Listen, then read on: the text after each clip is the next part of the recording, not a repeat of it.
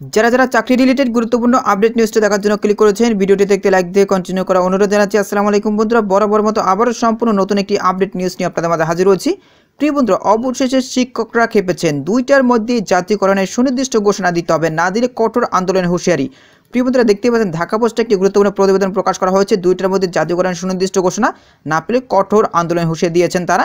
আজকের ভিডিওটির মাধ্যমে এই গুরুত্বপূর্ণ আপডেট নিউজটি বিস্তারিত দেখে নেওয়ার চেষ্টা করবে। তাহলে চলুন মূল ভিডিওটি শুরু করা যাক। প্রিয় বন্ধুরা, মূল ভিডিওটি শুরু করার আগে বরাবর মতো ছোট্ট একটি রিকোয়েস্টে থাকবে, আপনি যদি আমাদের এই পরিবারের নতুন দর্শক হয়ে থাকেন, এরকম নতুন নতুন চাকরি রিলেটেড আপডেট নিউজ সবার আগে পেতে আমাদের এই চ্যানেলটি সাবস্ক্রাইব করে রাখুন। প্রতিবেদনে বলা হয়েছে, বাংলাদেশ মাদ্রাসা শিক্ষা বোর্ড কর্তৃক রেজিস্ট্রেশন প্রাপ্ত সব স্বতন্ত্র ইবতেদায়ী মাদ্রাসা প্রাথমিক বিদ্যালয়ের মতো জাতীয়করণ ঘোষণার দাবিতে অবস্থান কর্মসূচির 10ম দিন অতিবাহিত হচ্ছে।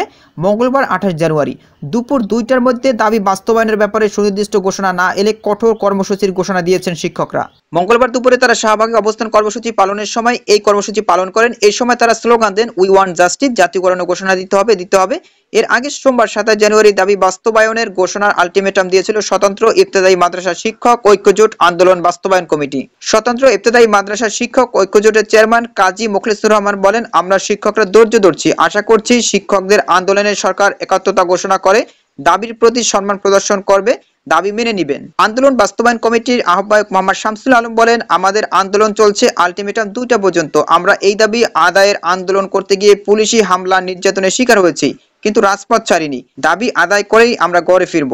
ময়মনসিংহ জেলা শিক্ষক ঐক্যজোটের যুগ্ম আহ্বায়ক ফারুক হোসেন বলেন, আমরা অধিকাংশই বিনা বেতনে চাকরি করছি। এর আগে অনেক সরকারি ক্ষমতায় এসেছে, দাবি আদায়ের প্রতিশ্রুতি পেয়েছি, কিন্তু কখনো বাস্তবায়ন করা হয়নি। জাতীয়করণ না হওয়ায় হাজার হাজার শিক্ষক মানবেতর জীবনযাপন করছে। 7 দিন জাতীয় প্রেস ক্লাবের সামনে অবস্থান কর্মসূচি পালন করেছি, আর শাহবাগে 3 দিন।